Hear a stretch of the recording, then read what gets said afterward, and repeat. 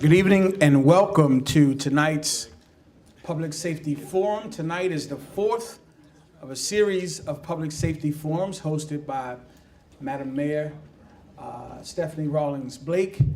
Before we get started with the Q&A, there are a few folks that I would like to introduce to you, but first I would like to welcome Rabbi Phil Miller, who is the director of the JCC. If he would just please join us at the podium and give an official welcome.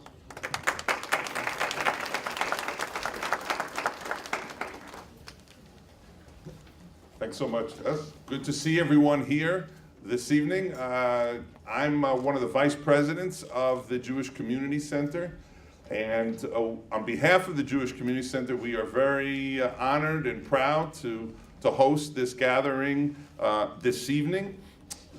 The Jewish Community Center has been a great stakeholder and part of Baltimore City for well over 100 years.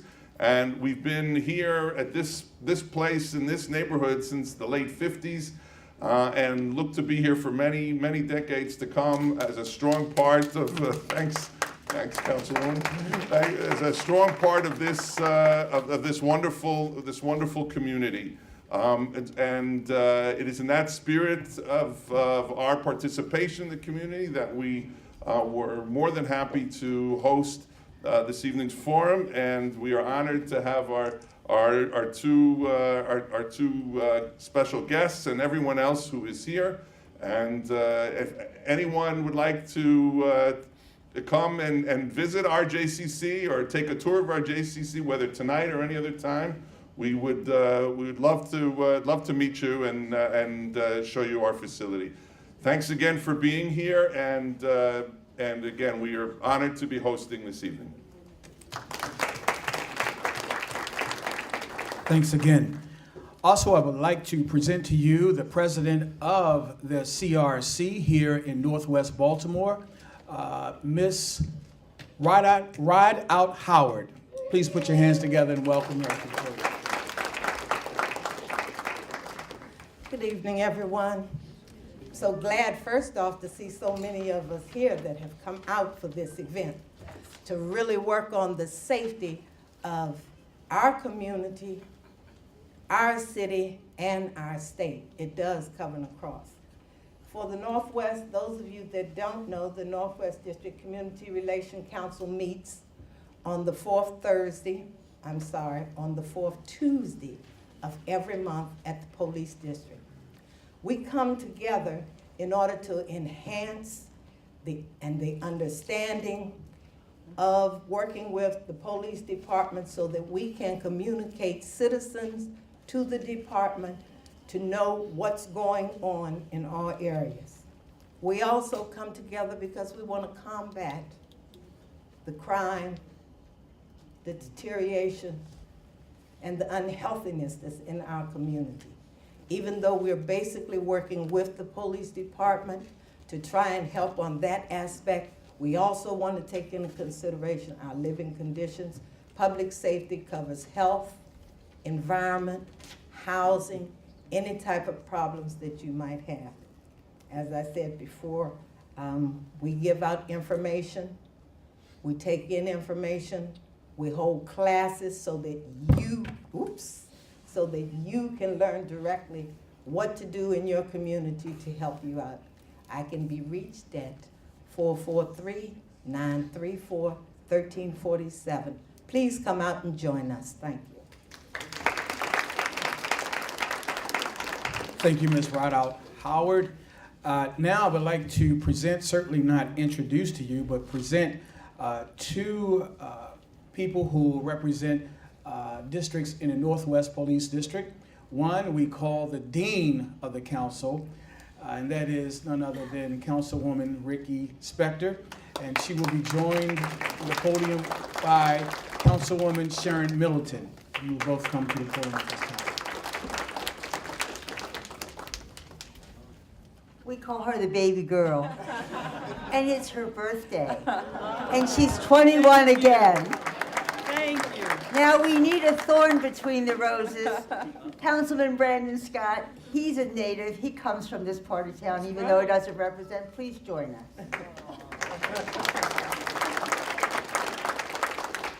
I'm just going to say a few words. I want to thank you all for coming. I always say that the mayor is the daughter I didn't have. I'm soon going to have to say the commissioner is the son that I didn't have. But I appreciate your coming out. Madam Mayor, Commissioner, you're competing with about 5 major events in our neighborhood tonight. It's a special holiday, Yom HaAtzmaut.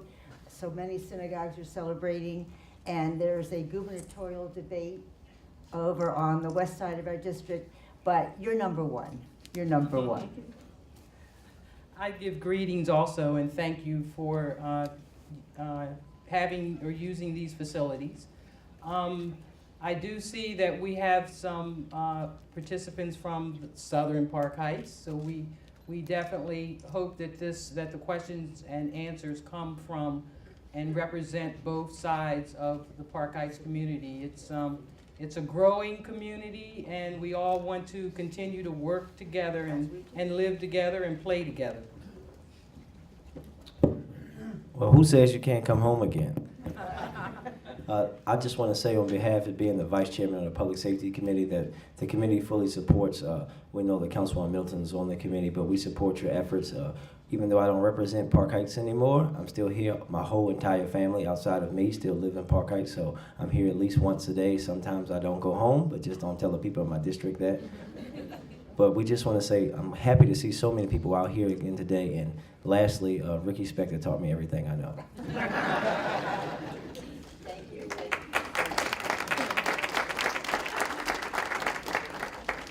Thank you, Councilman Scott. I was actually going to let the mayor make reference to you, but it's good to see you home again, sir. A former employee of the Mayor's Office of Neighborhoods, so it's always good to be with Councilman Scott. Next up, I would like to present to you the mayor of this very fine city, Mayor Stephanie-Rawlings-Blake.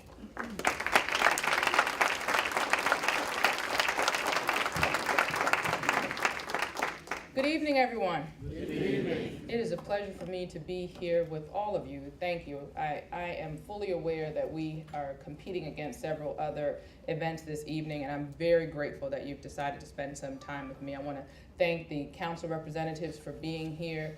I will start with the Dean of the City Council, Ricky Spector. Ricky often says everyone needs an Oscar in their life, but I would say everyone needs a Ricky. I am very, very grateful for the relationship that I've had with you.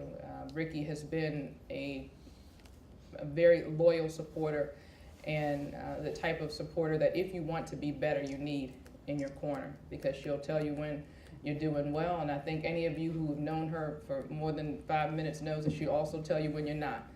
And I think that is a very useful thing. It's certainly been to me, so thank you very much, Ricky, for your steadfast support and your willingness to work for your constituents. To the birthday girl, Councilwoman Middleton, she learns from her office mate, her next door neighbor, Ricky Spector, that the way to get things done is to be a tireless advocate, and I want to thank you for working so hard for your entire district. You know, the sign of a good council person is that every neighborhood thinks that they're your favorite, and I think that when the advocacy that Councilwoman Middleton does on behalf of each of the neighborhoods has everyone thinking that, she's like Willard Scott. She's like, this is the best city and the best neighborhood in the whole city. See? And to Councilman Scott, thank you for coming to this public safety forum and so many others.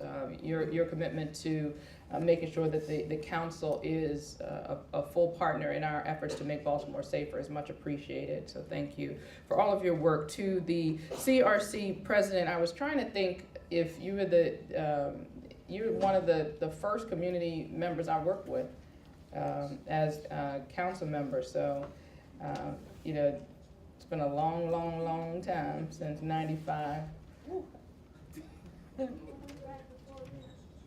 Yeah, but like as a council member, you were one of the first.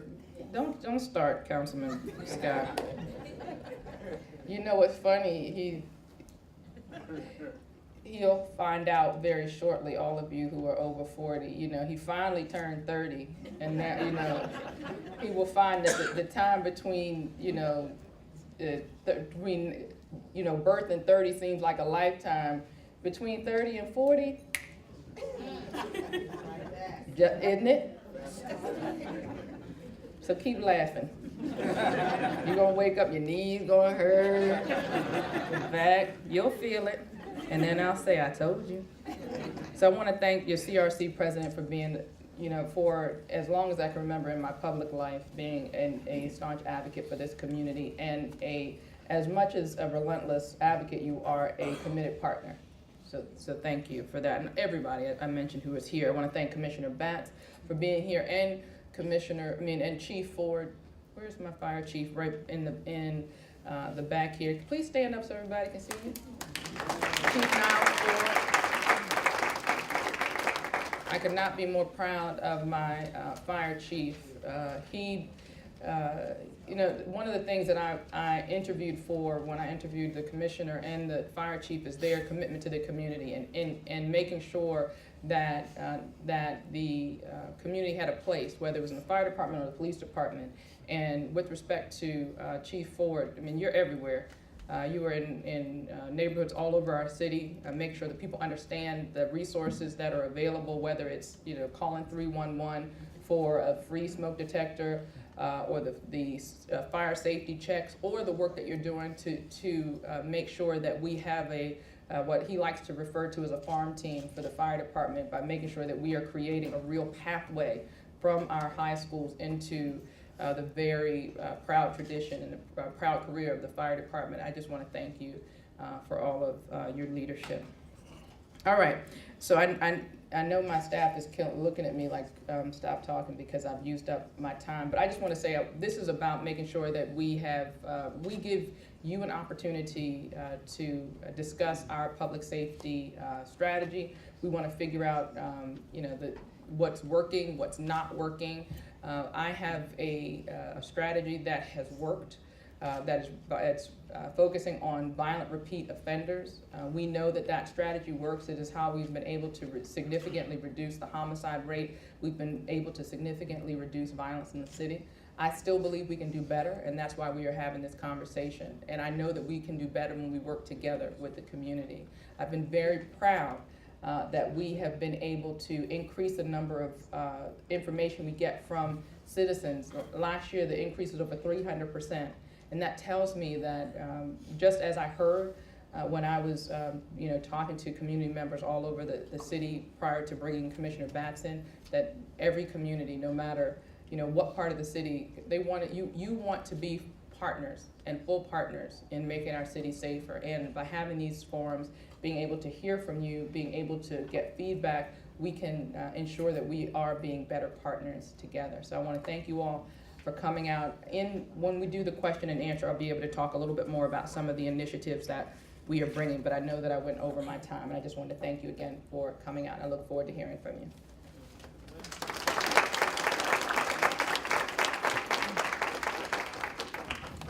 And please put your hands together and welcome Commissioner Anthony Batts.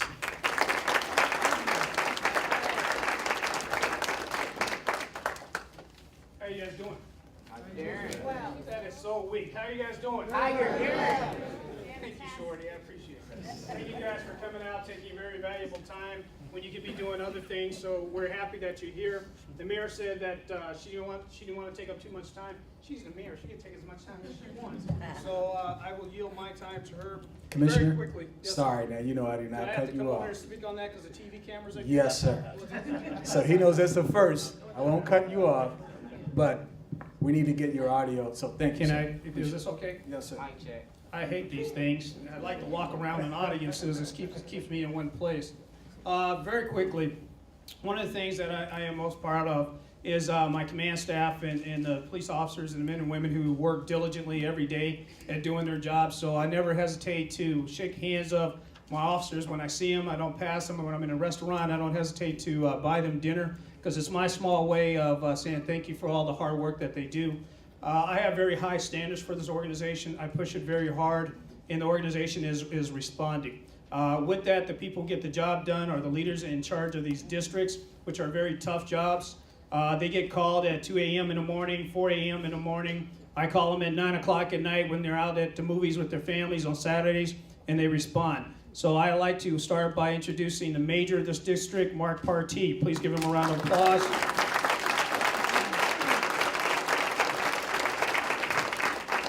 And his captain that makes up the dynamic duo, Byron Conway. And we have Lieutenant Colonel Mel Russell, who's all the way in the back. Mel has a neighborhood, what do we call that, Mel? Neighborhood and... Community Partnerships Division. Yeah, that too. It's my community policing component of the police organization. I had an opportunity to promote Mel to do what he did in Eastern for the entire city. You know, usually when I'm out pretty much almost every night at some part in the community, at some event, and I'm sharing the things that we're doing and answering questions. I'm not going to talk too much to make sure that this is not a dog and pony show, but I'm going to answer your questions and make sure that you have an opportunity to answer any questions. You know, one of the things that often police departments talk about, crime stats. If you look at our crime stats right now, they're down in every category with the exception of one. And you will see things like 16% reduction, 12%, 23%, 19%, 25%, 11%, all reductions in all categories. The only category we're up in for the city as a whole is auto theft. And that's becoming a very big problem for us because in the culture of Baltimore, not only do you mention what high school that you go to on a regular basis, you leave your keys in the cars. And so we're having cars stolen at a high number within our city, which is becoming very problematic. What I was told initially is because it was cold weather and people like to start their cars and leave the cars running before they go out. But it's not snowing anymore. And people are still starting their cars and leaving them with the keys in them. They'll drive up to 7-Eleven and leave their cars, the keys in the cars. So that's an issue for us as a whole. Now, we had a very busy weekend this weekend, but I expect to have ebbs and flows. We've been doing extremely well for the last 3.5 months as an organization. We're going into the toughest time for the city of Baltimore, which tends to be May and part of June. But we're going to stick with our plan. We're going to continue to do what we're going to do, and we hope to continue with the success. One of the things that I brought to the table is based on my experience and my practice, I like to have a corporate business plan. When I come to the table, I like to have a plan on, number one, how we deal with crime, number two, what we're dealing with in the organization as a whole. So this corporation is a $420 million corporation. And with that, we have the taxpayers' dollars. So we came up with a plan so everybody would know exactly what we're doing and how to hold us accountable and how we're addressing those concerns. I'm not going to go into a lot of detail on this, but the questions that we're asking here, we're asking our customer base, are we hitting the target in the way that you want us to hit the target as a police department? We give a service. Our service is responding and making sure you're safe. Number two is when you call us, do we come in a rapid manner? And this is our grade book on what you were telling us. And the reality of what this book says is that we're missing the target. So what we have to do is go back to the drawing board, and what my job is to do is recalibrate this organization to put it in alignment with what my customers say that they want. And those are the taxpayers of the city in the way that they think we should be doing it. Now this book is based on three different principles. One is crime. And not just violent crime, because that's job number one. And the mayor made that clear. Dealing with the violent crime is job number one. But the probability or even a possibility of a woman being hit in the head and drug into an alley and raped, that's important to me. The potentiality for your house getting broken into, that's important to me. The potentiality of having your car broken into, that's important to me. So for us, what we push is not just one category of crime, but crime that impacts different communities in different ways that we address them. So job number one is crime. Job number two is community. And what I'm trying to build within this police department is an organization that listens to the community. We don't come and tell the community what they need to do. We listen to what they're telling us and make those into our imperatives. And the last C is credibility. I have no tolerance for scandals. I have no tolerance for police officers who do not hold that standard of public trust, because it goes into everything that we do. Crime, community, credibility. Thank you.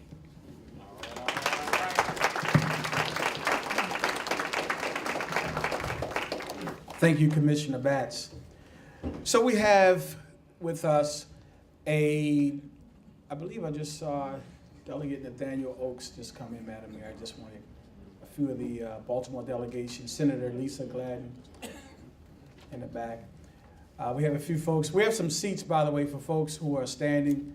Please come on in and have a seat. We have some seats over to my right, your left. I would like to introduce, we've heard from Ms. Patricia Rawlings-Howard, the president of the Community Relations Council. There are two other representatives joining us on the front row. They are Ms. B. Scott of Ashburton Area Improvement, the Ashburton Area Improvement Association. If you would just raise your hand, Ms. Scott, welcome. And we have with us, many of you know him as a community advocate, certainly as a friend of the JCC, and that is Mr. Abraham Sauer, who is joining us he's president of the Cross Country Improvement Association. Tonight, for the question and answer portion of the forum, we will have a question lifted by one of the community leaders that I just introduced, and then we will open the floor up for two questions. So one question from the front row, and then we're opening the floor up for two, maybe three, depending on what the time is looking like. And then we will come back to the front row for another question from one of the community leaders. Starting us out tonight will be Ms. Patricia Rawlings-Howard. If you would just raise your hand. We have, by the way, Mr. Christian Song on my left and Mr. Larry Nunley, both who will have cordless mics and will come to you. We ask that you stand, introduce yourself, present your question, and then have a seat. Reason being, one, there are cameras in the room that we need the cameras to have a view. Two, for our residents and neighbors in the audience, we want them to have an opportunity to see the response. Thank you.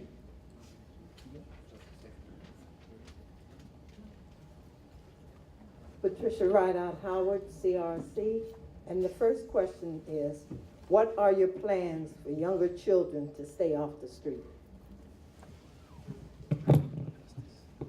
So I'll just say that's a very large question. I can talk about some of the things that we've just done. So if you talk about staying off the street when our young people are at risk of being harmed or being a harm to others, so that's after curfew. I really want to thank the council for being supportive of my youth connection centers that I talked about during my State of the City address. Right now we have a curfew center that's open during the summer, and the curfew center connects young people to services that they need during the summer months if they're out after curfew. And the Councilman Scott has been there numerous times to the curfew center, and it breaks your heart when you're there 12 o'clock, 1 o'clock, and later, and see 6-year-olds, 7-year-olds. I mean, I can barely stay up that late. And to think that these kids are being brought in because they are out just hanging out on the street with no adult supervision. There's no adult to be found. You know, that is troubling to me. And the fact of the matter is, while we have the curfew center open during the summer, this is a problem that exists all during the year. So I'm very pleased that the council members have been supportive of the youth connection centers that will be there all year round. Social services is there, Department of Juvenile Justice is there, the school system is there, we're there. You know, all of us that provide service to young people and families are there to try to bridge that gap for those families and figure out what's going on. What didn't happen in that home that allowed this child to be out on the street? So that's one of the things we're doing. We're also trying to enhance what we are providing to young people as far as recreational activities. You know, we are in this district. We are working as part of our capital plan for aquatics. We are renovating Cahill. We have a long-range plan for reinvesting in our recreation centers. So we have started with our expanded recreation centers, longer hours, bigger centers, more programming. And I know that you're familiar with the process we went through to get there, and we are pleased that we're not just cutting ribbons and opening, but we're breaking ground and doing the same thing. We're going to be working on the larger enhanced recreation center in Cherry Hill soon. And we added to what we offer as far as programming for young people is they don't want me to call it midnight because it's like a little before midnight. So it's a night basketball league that a lot of people have requested that we figure out a way to bring night basketball back to Baltimore. And that was one of the things that I unveiled. I think we unveiled it it might have been a little bit after the State of the City, but we're able to provide that. It was during this, yeah. So we're going to be doing that as well to give young people an opportunity to have quality activities when they need it. So those are just a little bit of them. We could go on and on, but those are kind of the newest things that we're doing. Commissioner, did you want to add? Yes, ma'am, if I may. No, part of what we're doing with the police department also is we're trying to rebuild our image in a different way. And many times people see us as those who are coming in and dragging their aunts and their uncles off to jail and making an impact within their community. And part of what I have with Lieutenant Colonel Mel Russell, and the reason that I have him online, is that we're trying to change our image. And we want to be seen as a part of the government that brings hope. Not just despair, but we bring hope, and that we help the community to survive. Now, when we're dealing with our young kids, is part of what we're trying to do is break down barriers. One of the things that I have Mel rolling out this summer is that those neighborhoods where we have some type of violence or trauma that has taken place in that neighborhood, we're taking out from rec and parks, we're taking out one of their vans. And their mobile vans have basketballs and courts and baseballs and bats and all those different things, this huge van. And we're going out into those neighborhoods where you have that trauma and officers, and you have NSUs in every district. So I'm going to pull the NSUs who usually work with the community. I'm going to put them in the cars to answer calls for service. And those officers that usually work those cars and the post officers who are seen as the ones who are impacting, they're going to get out there and we're going to shut down the street. And we're going to get those officers out there engaging with those young people on a different level than what they're used to. Now, people may say, why is that important? Because in those days that we're not playing basketball, we need to have relationships with those young people and to talk to them, especially when they're out of school. Now, I didn't grow up in Baltimore, and every time I give a speech, I sincerely apologize for not going to high school here, because I apologize for not going to Dunbar. I apologize for not going to Poly. I apologize for not going to Douglas, and on and on and on. Because if you're from Baltimore, it has to be the high school that you went to. But I grew up in a very poor neighborhood, and I share that. My mother says, could you stop telling people that? I'm very proud of the fact that where I came from, and that my family helped me pull myself up by my bootstraps and get an education and go on to be in charge of the 8th largest police department in the United States out of 18,000 police organization. That means a lot to me because I easily could have went right. I had a lot of friends who did go the opposite direction. I have a lot of relatives who went the wrong direction. And it wasn't for the fact that I had mentors or people who touched me that made a difference. People in uniforms that wore police uniforms made a difference in my life, and you can see the dramatic impact in that. So we can point fingers at government and ask government, what are you doing? How are you going to make an impact? But I'm going to push back. I may ruffle some feathers and I may piss some people off, but that's okay. I've been doing that for 33 years of my life or more, so I'm going to push back. Community also has a responsibility with these kids out here. And the government cannot do everything and be everything for everyone. The community has to step up. And even parts of the community that look different, parts of the community that have different cultures, parts of the community that are not used to interacting with each other, they have a role to mentor young kids that are out here. And one lady that I made mention last time, she actually heard about it, was not even in this part of town, but I was sharing how impressed I was of her, because she tends to be a critic of government. You know, when you see her, she's kind of throwing her finger up and going like this and pointing her finger towards government. But on the opposite side, there's another side to this lady. And I got a chance to see, she went out and found money to take over our Parks and Rec location. And she asked me to come out on her own and she had this collaboration with young people that she brings in. She also gets food for hungry people in the community. The one day that I went out, she had horses in the back. How'd you get horses out here? And she says, where there's a will, a way. But Kim Trueheart, who's sitting over there in the front row, is the lady that I'm talking about.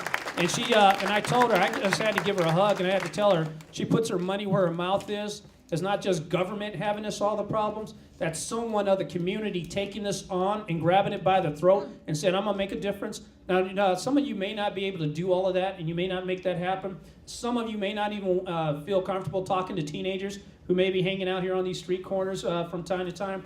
But how many people are afraid to mentor a 5-year-old? How many people are afraid to touch a 7-year-old? How many people are afraid to impact an 8-year-old? Because the criticality to this, and I say this and I get really passionate about it because I truly believe in it. I am a product of mentoring. I am a product of somebody giving a darn to touch my life to make a difference. And if we could take 1 hour out of looking at the basketball playoffs or looking at football and just mentor a child for 1 stinking hour a week to make an impact on a life, you can more than help the crime rate. You can help turn the city of Baltimore around. Thank you so very much. Thank you, Commissioner. So we will come over to my left, but our first hand up was on the right here, and that is actually Miss Trueheart. Thank you, Commissioner, for introducing her. Yes, sir. Thank you very much. It's not on. Okay. I want to first thank you, Commissioner, for coming to Baltimore, and I think you are the right man for the job. I have faith in you. I'm going to push you, okay? I want to thank all of your officers for serving and wearing the uniform proudly. There are some who need to get kicked to the curb, and I'm sure you are working on that, but if you need some help, let us know. I hope that you will continue to perform the duties of the office without any political encumbrances. And if political figures jump in the way of progress, then let us know, because we will remove them, okay? One of the things that I asked you, Mayor, 4 years ago was to reform every service in this city that serves our children, every service. For some reason, you haven't responded to that, but that's okay. But we know that our children have been disinvested in this city for far too long. You closed 17 rec centers. I hear rumor, a good rumor, and I want to give you credit if it's true, that you are attempting to reopen some of those rec centers, the ones that are habitable, and I appreciate the fact that some weren't. But if you are, then please, please do it. Do it because our children deserve it. Amen. Do it because our children need it.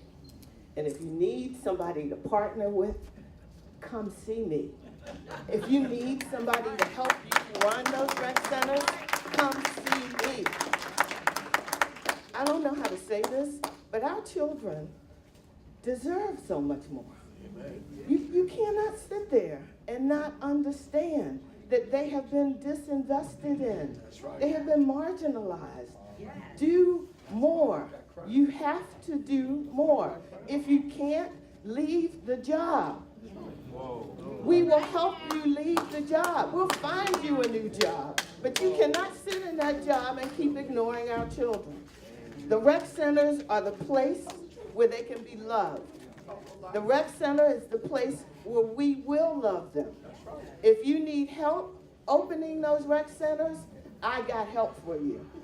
Hey, Kim, can I respond to your first question? Because I told you were going to throw that finger. Did she throw that finger up there? And she always throws that finger. I love her to death, but she holds us accountable. I got to answer this, and I got to say this with all sincerity. This is the third police department that I've been at, and I chose to come here because I wanted to, and I chose to come for the leadership of the city, and that's the critical piece for me. I'm at the stage of life where I get to work where I want to work. I left a place and I was very comfortable, but it was the leadership of this city and really having strong conversations that made a concrete difference for me. You know, I left my previous job because I had political interference. I couldn't get my job done. I had someone telling me what to do. I couldn't make the decisions. It's not like I hadn't done the job before and knew what I was doing. But I said enough is enough, and I don't want to tolerate this anymore. I got to tell you here is that I have a mayor who's extremely supportive of what I get done. I have a mayor who, and it comes from behind closed doors. It's one thing where you have conversations like this in the public, but I also look at the conversations I have behind the scenes, and if their heart's in the right place. And I call balls and strikes. And if I don't like something, I say I don't like it. And I don't worry about it, and I get myself in trouble. I do that. But I'm telling you, this lady next to me, and I'm not saying it to get a stroke from her or a pat on the back, she loves this city. It's in her heart. It's in her blood, and she has a passion for it. So this is a tough job for anybody. I can tell you this. It's a tough job being a commissioner. It's 10 times tough job being a mayor of a city like Baltimore. But she's out there working her butt off trying to make a difference. And I still love you, Kim. Thank you, Commissioner. Yes, sir. Please to answer my question. I think the question was. The question, we she addressed. did not answer my question. That question was not answered. I will say we don't have enough time in the evening for me to satisfy you. My record speaks for itself. No other mayor spoke. I didn't interrupt Ms. Trueheart when she was speaking. Did I? No, ma'am. Then I think I deserve the same respect. I think many administration have spoken about their investment in young people, and I've been willing to make the tough decisions to actually put my money and my effort where my mouth is. No other mayor got over $1 billion in school construction to reshape the future of education. That is not done, not in Baltimore. I'm sorry. Hasn't been done in Baltimore before or anywhere else in the country. And yes, as I've spoken before, we close recreation centers because you can't, everyone knows, common sense, you can't spend the same dollar twice. And we cannot keep dilapidated, unsafe, and underutilized centers open and use that money to keep them open and plan for better. And when the community says they want better, I'm not going to placate you. I'm not going to tell you what you need, what you want to hear. I'm not going to do what was done before, which is, for the sake of being able to say that they were open, we had places that you wouldn't send your enemy into. But now, because I have a vision and I'm putting my money behind that vision, we are not just closing, we are building. We've been able to open rec centers that have been closed for years. We are building new rec centers, and we are doing that all over the city. We are building new aquatic center. You know, the investments are being made because of the tough decisions that I've made. So I believe my record speaks for itself. Thank you, Madam Mayor. Before I come to the gentleman next to Senator Gladden, let me again just say, for the sake of respecting the process, we're not going to interrupt those who are asking the question, and we certainly aren't going to interrupt those who answer the question. Can I have a follow-up? Can I hear by a round of applause those of you who agree with that?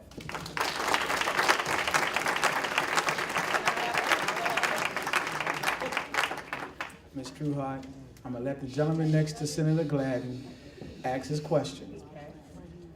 And then we will hear a response. Yes, sir.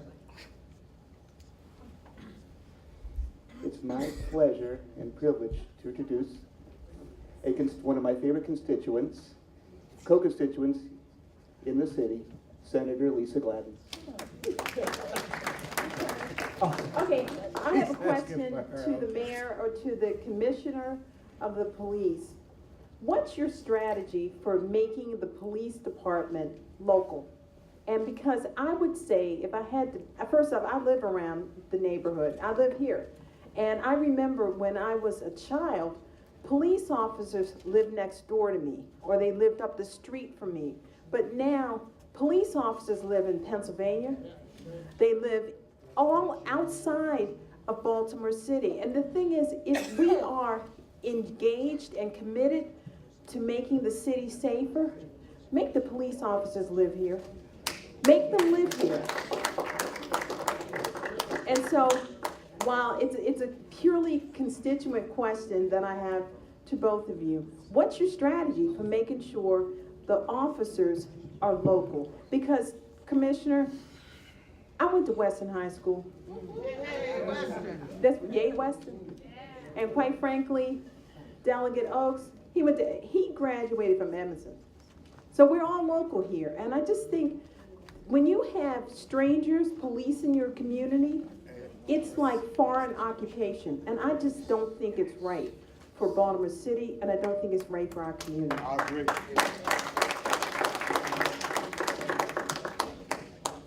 You know, one of the things that my goal is to do is to get as many police officers. There's two ways that you can do it. Is get as many police officers from Baltimore City to become police officers here. That is a goal of mine. That is my passion. Right now, I'm going to be perfectly honest with you so you understand what the issue is, because you have a role too. You're going to see that kind of pops up. Is that we have a lot of applicants are coming from New York, New Jersey, Delaware, Pennsylvania, and so we have a lot of applicants coming from outside of the state of Maryland, not just the city of Baltimore, but outside of the state of Maryland as a whole. Part of what I need help and assistance from you is to encourage these young people from the city of Baltimore to want to become a Baltimore police officer. Now, there's a lot of pieces that go into that, and we're picking up as many right in this class that we had now that started about 3 weeks ago. We had a large number of Baltimoreans in that class, and I was very proud of the diversity of this class. It was racially diverse, it was gender diverse, and a lot of them were from Baltimore. But at the same time, the other 50% was probably from out of state again. A lot of New Yorkers, a lot of people from north of here, and I need your help to try to change that, because we're looking for citizens and residents from Baltimore. So the more that you encourage our young people here to get involved, part of what we're doing is expanding our Explorer program to tell the young kids early on, this is what you need to do if you want to become a police officer. You need to stay away from drugs. You need to stay away from alcohol. You need to stay away from making those mistakes that will follow you, that will not allow you to become a police officer. So we're starting to have those conversations citywide with the young people that are out there. I'm starting an advisory group so I can listen to the kids. And I think the biggest piece for us is that we have to be seen as heroes in these communities. And when you're seen as a hero in the community, the kids will want to replicate it or be just like you. And so part of what we're doing on a bigger scale is changing our image within the community as a whole, so we become part of that community.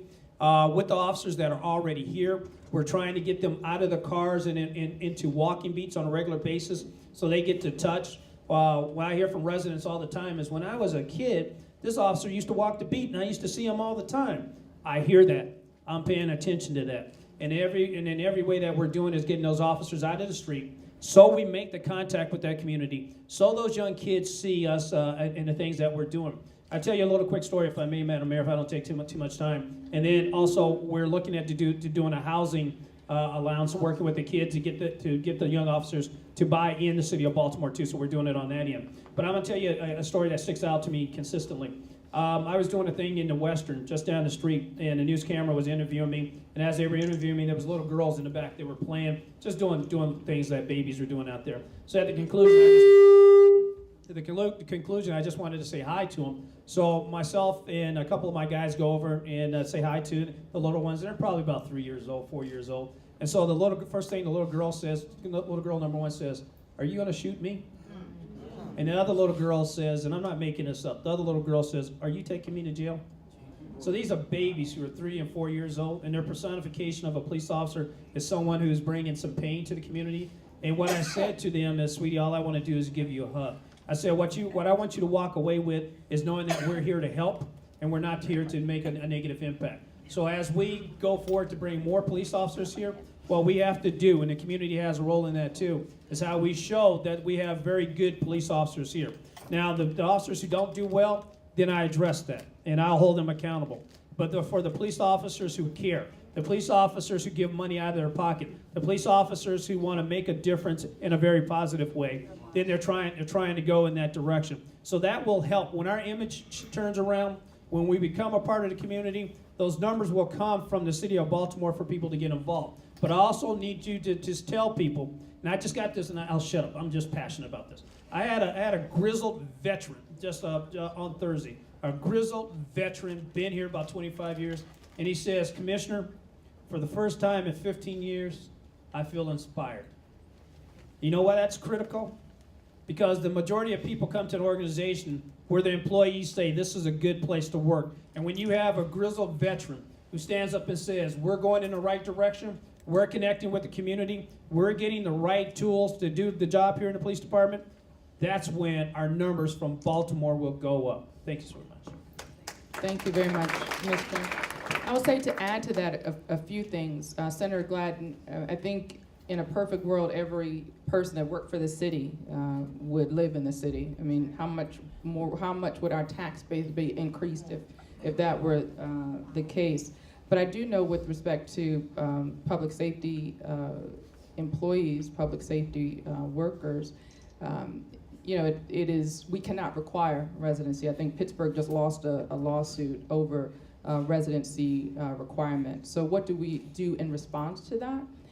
We create incentives for police officers to want to live in Baltimore. We create pathways for first responders to want to live in Baltimore. When I introduced Chief Ford, our fire chief, I talked about the pathways that he is establishing using our high schools as the fire department's farm team. He's committed to having more Baltimore residents employed in the fire department. What do we do in the police department? One of the first incentive programs I put in place with my vacancy value initiative, which is my blight elimination plan, was the incentives for fire and police to move into the city. Now, I expanded it to all city employees, but it's there. It is there, and it creates an incentive. Also, I think with the new contracts, the contract that we have for fire has been very positive, been received well, and the tentative agreement that we have, we negotiated with the FOP, I think is going to be fantastic in helping us to retain officers in the city, as well as to make the police force more attractive, a more attractive opportunity for Baltimore residents. We were able to increase the salary, change the hours to give more flexibility, as well as put things like the tuition reimbursement back in place. So that makes it an attractive opportunity, I hope, for more Baltimoreans. Thank you, Madam Mayor. As promised earlier, we took 2 questions from the floor. Now we'll take one from the front row from Ms. B. Scott, and then we'll come back to the floor. Good evening, Madam Mayor and Mr. Commissioner. We know that litter-filled, dirty environments invite criminal behavior. How can Baltimore schools better educate children and youth to exercise leadership in creating a cleaner Baltimore? And why aren't creative, motivational public service announcements, the old PSAs, why aren't they being aired to lift the consciousness of parents and all citizens? Messaging about clean is important, and messaging works. So first, thank you for your service to the neighborhood of my home neighborhood, my mom's current neighborhood. It's not that it's not being done. It's just it is a different time. I remember trash ball. I remember all of the things coming up. But you have to understand, at that point we had 3 TV stations, right? So if it was on TV, everybody saw it.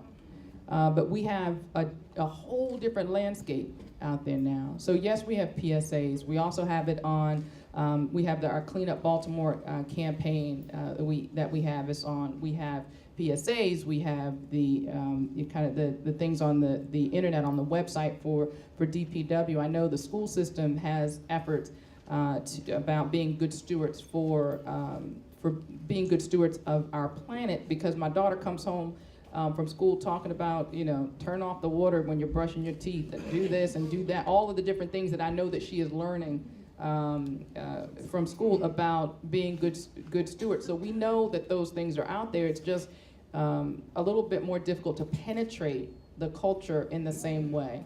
But we are out there, and we're open to suggestions. If you think that you have a way that we can penetrate the culture in a bigger way, please let us know. We're not alone. We're talking about this as well as some community-based organizations.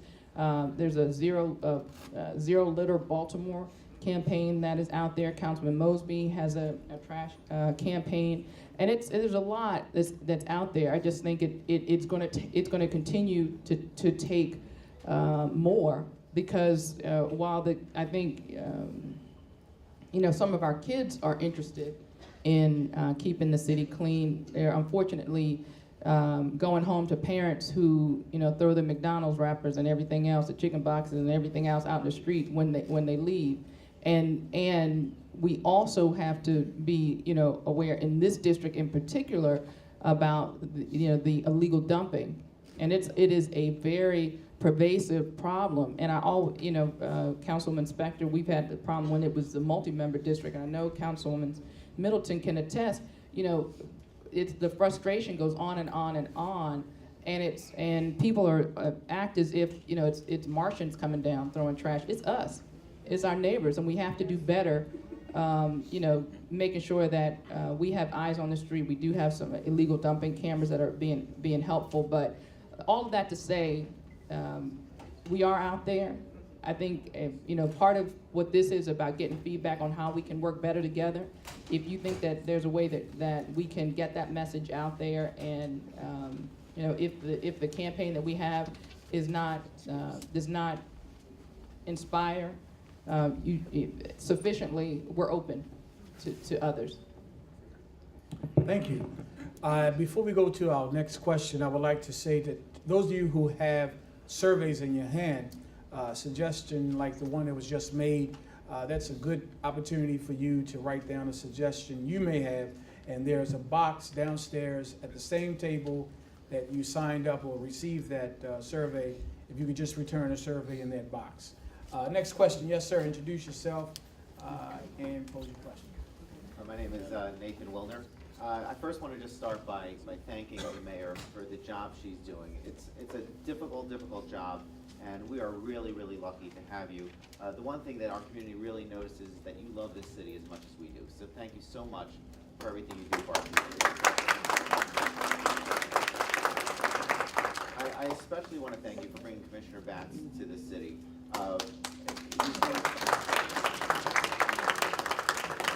Recently, showroom members and rabbis and other members of the community met with the commissioner, and your responsiveness has been unbelievable.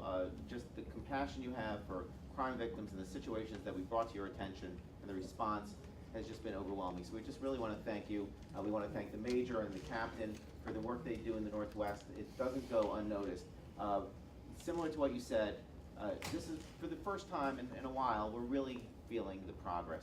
Perfect, we don't have perfect yet, and we never have perfect, but progress. And progress is something that really brings hope. So I just want to thank both of you for all the work you do for us. It's really, really means a lot to our community. My question is, what can we do more? What can we do to really help the department and bring morale up within the department and within the community? And thank you for your time. Thank you for your comments. I sincerely appreciate that on behalf of the men and women who do the job on a daily basis. In this strategic plan, we asked a number of questions of the community, but we also asked a number of questions of the employees. And we basically asked them what they thought about their organization, because they're the critical piece. One of the profound or epiphanies that came out of this is I believe it's 19% of the employees in the organization believe that they're appreciated by the community. Only 19%, maybe you didn't hear me, only 19% of the employees in the organization believe that they're appreciated by the community. And so if you were to ask me what can we do, I think when we have the opportunities to tell these men and women that they're doing a good job, to tell them what they do matters, to tell them what they go out there and risk their lives and their families' lives over on a daily basis, is something that's important to you in the job that they serve. So anytime that you have a chance to have a block party and invite our guys over, anytime you had a chance to say the slightest nice thing, if it's through a letter, and for a letter of accommodations, because when they get letters for the job that they're done, it goes toward their promotions. And so that's an incentive for them. We don't get bonuses. We don't get extra pay from other people. The biggest thing that we get are those letters, and it means a lot to us. I can tell you growing up in policing that when I got a letter from a resident that said, "You did a good job, we appreciated that," I try to replicate that. What I'm really trying to push through the organization is I want them, when you come in contact with the officers here, that you walk away going, "Wow, they didn't have to do that. They went the extra mile. They helped us out." So anytime that you can give that feedback, whether it's in writing to the newspaper, whether it's writing to the police department, whether it's a simple accolade to bring them in and to give them a hot dog or give them something healthy, we're gonna bring them in, because I don't want brown police officers. We're going on a health kick here right now. But anything along those lines, I think that 19%, they need to hear. Much like you guys don't often always hear all the positive things that employees are doing out there, employees always don't hear that the community actually cares about. Thank you, Commissioner. Lady in the black, yes. Hi, I just want to say first that I really appreciate what the commissioner said about police efficacy and accountability. I'm sorry, this is really difficult. 8 months ago, I was raped. And the Baltimore City Police failed to apprehend and take care of the rapist. A month ago, I came to an NWCP meeting, and I said the same thing that I'm saying to you now. Officers Dickstein and Conway talked to me after the meeting, and I received no follow-up yet again from the Baltimore City Police. I am tired of reliving this trauma over and over and hearing nothing back from the police.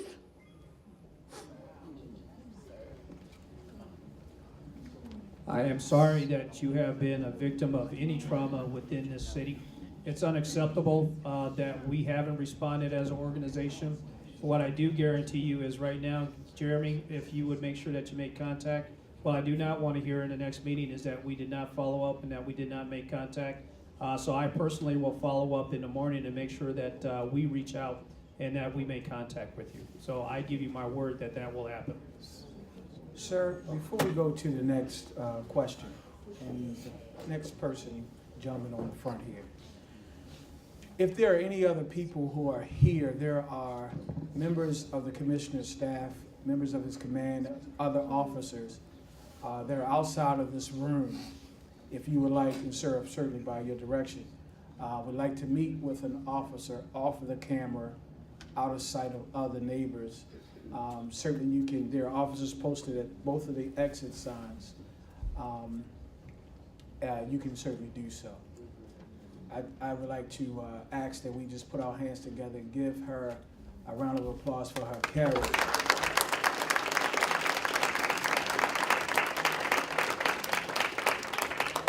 Yes, sir, this young man has been patient.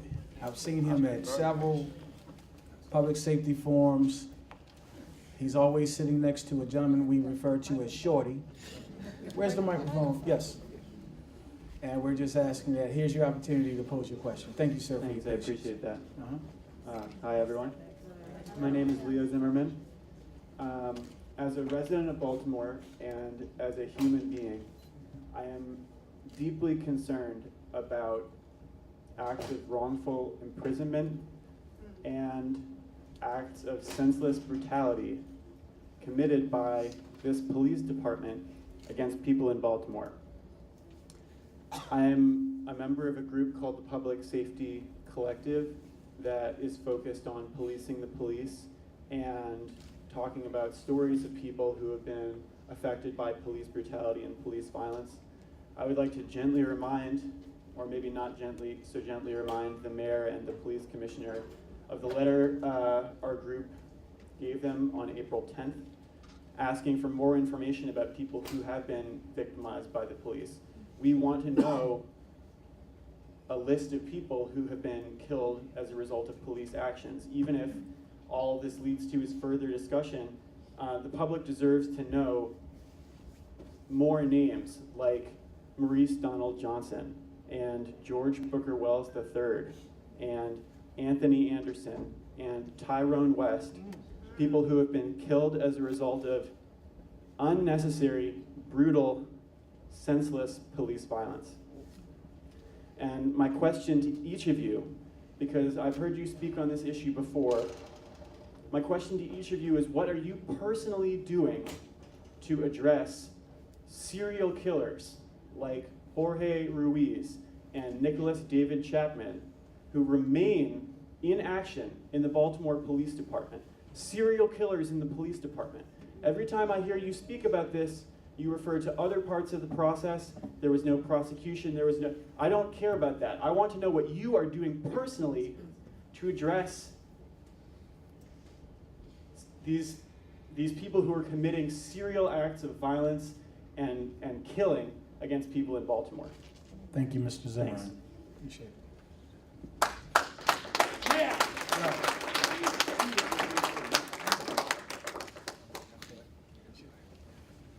No, I speak on a pretty regular basis at community meetings, and I've answered these questions a multitude of times, and I think they come up because we're on TV. But I want to share with you what my role is. I want to share with you what my role is. The mayor brought me in here to be a reformer, and the direction that she's given me is to reform this police organization. Now, there's some things that are wrong within our organization. I didn't break them. But what my job is to do is to repair them, to fix them, to make them better as an organization. And we're moving in that direction. And one of the things that I am doing, and I'm not going to address every individual, nor am I going to get into the micro, I'm going to talk from the macro, is that what I have said clear to the organization from day one is that I've been very privileged to hire many police officers, probably literally in the hundreds or not thousands throughout my career. I've had the opportunity to put medals of valor around multiple necks of officers who've risked their lives and have done a good job. But I've also not hesitated to put handcuffs on police officers who have stepped out of line and have broken that public trust. Now, personally, I've been doing that for a long time, and I don't back away from it. I don't step away from it. And you know, I think I got one of my biggest compliments from the Tyrone West family not too long ago. And these gentlemen are part of that association. Now, they stood up in a community meeting and said the person that we trust from family members is Tony Batts, because I call those balls and I call those strikes. When I landed, my first day was I landed on a Sunday. Anthony Anderson had an interaction with police officers, and he lost his life in that interaction. And that was, I landed on Sunday, that took place on Friday. On Monday morning, the first day I came to work, I was meeting with the Anderson family. I went to their home knowing that their family had been impacted and they had dealt with trauma. But I wanted them to know that human life means something to me. I don't care what life that is, human life means something to me. What I've told this organization clearly is that I expect, I demand, I have a standard that we will have a reverence for human life. And I don't care who it is, I expect when we have confrontations, there are going to be confrontations. That takes place in our job. But we do it professionally, and everyone goes home, and that is my goal, to make that happen. Now, at the same time, with the Anthony Anderson case, I was open, I was transparent. I brought people in from the outside. I didn't want people saying that we are circling the wagons and we're holding back the truth and we're not going to share. I brought in people from the outside to look at every part of that investigation. And all I asked them when we came in is, tell the truth. If we did something wrong, tell the truth. If the officers did what they were supposed to do, tell the truth. And that's what they did. They stood in front of cameras, came before this community, and said they didn't see things that were out of line. It was an unfortunate incident, but it wasn't seen out of line. That wasn't something I told them to say. That wasn't something that I directed them to say. That is from their investigation. With the Tyrone West case, I've done the same thing. I brought in experts, and they're in the middle of the panel of the experts, and I gave them the same direction. When you guys go through this, all I'm asking you to do is tell the truth. And when we conclude this, you go up to that podium, good, bad, or indifferent, we tell the truth. Now, if there's something that we did wrong, I will hold people accountable. I've been holding people accountable. I've fired people and terminated them out of this organization. I've pushed people out of the organization that do not hold the standard. But when they stand up there, and if the officers did the right thing, I'm also going to stand in support of the officers and said they did what they needed to do. Now, that's unfortunate that we have a loss of life, but I will continue to push, and I will demand that this organization shows that it has a reverence for human life and for humanity, and I will not back off of that.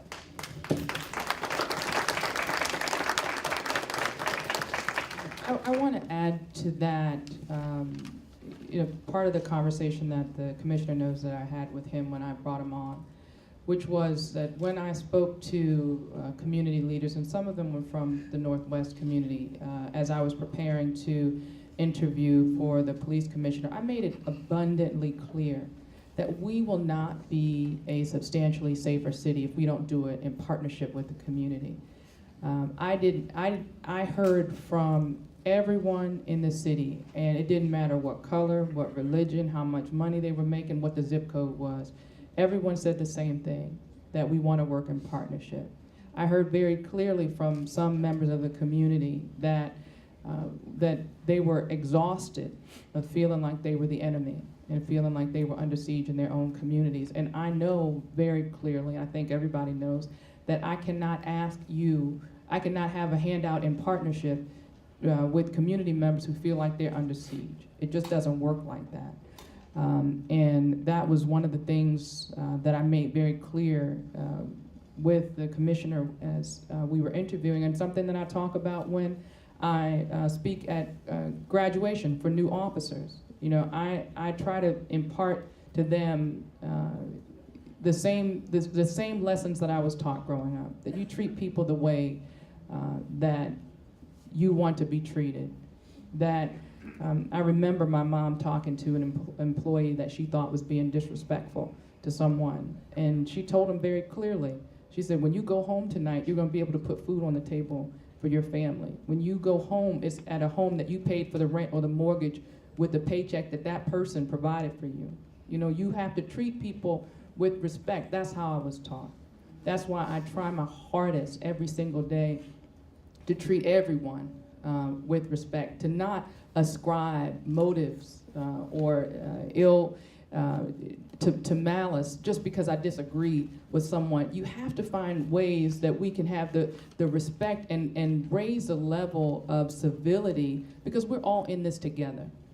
And so I do expect for the commissioner to hold officers accountable for their misbehavior, but I also expect the commissioner and all of us to stand behind the officers who every single day they go to work. There are not too many jobs that when you show up to work on any given day, you're putting your life on the line.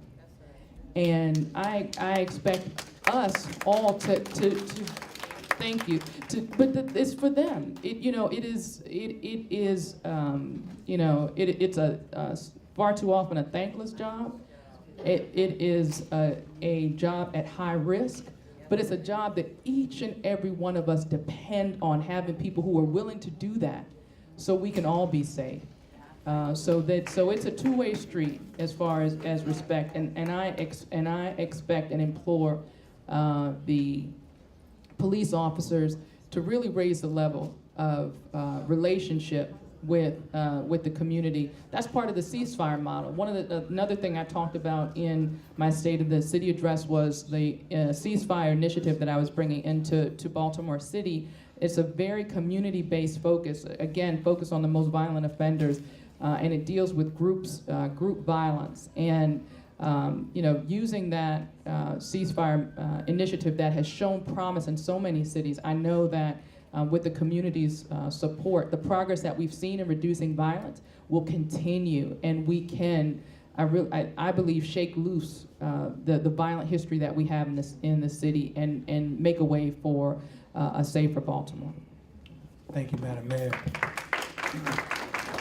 There are a number of hands that are up, and for the sake of time, I will get to as many as I can. I'm going to start back at the front row with Mr. Abraham Sauer from the Cross Country Improvement Association. Thank you. First of all, Madam Mayor, Commissioner Batts, Chief Ford, welcome to Northwest Baltimore. This is the best neighborhood in Baltimore City and the entire state of Maryland. It is. You have to go? This is the best neighborhood because we have the best representation in this area. And it starts with our council people, and it goes straight on up. But there's one person here in Northwest Baltimore, Madam Mayor, you have the best liaison. And Rona Ivy, is she here?